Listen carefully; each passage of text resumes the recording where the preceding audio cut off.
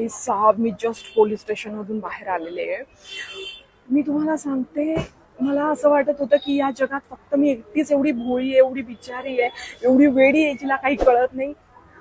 पण माझ्यासारख्या लोकांची इथे लिस्ट आहे, ज्यांच्यासोबत खूप वेगवेगळ्या प्रकारचे स्कॅम झालेत. सगळे असे लाईनीत बसलेत. फ्री क्रेडिट कार्ड दिलं, लिमिट वाढवून देतो असं सांगून त्यांच्याच बँकेतला जो बॅलन्स होता तो ट्रान्सफर करून घेतला स्वतःच्या अकाउंटला स्कॅमरने.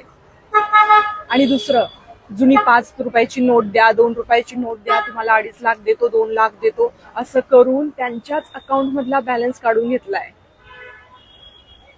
जो माणूस पैसे घेऊन येईल तुम्हाला द्यायला, त्याचे येण्या जाण्याचं भाडं म्हणून 6,000 पाठवा, असं करून 36,000 एकाने ट्रान्सफर केलेत जुन्या 5 रुपयाच्या नोटेवर 2.5 लाख मिळवण्यासाठी. खरंच सांगते, तुम्ही सावध राहा.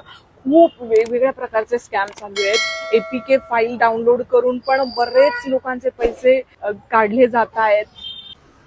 म्हणजे मी तर एवढी भोळी आहे, मला असं वाटत होतं पोलीस युनिफॉर्म हे घरून घालून येतात. मला इथे आल्यावर कळलं की पोलीस स्टेशनला आल्यानंतर ते चेंज करतात.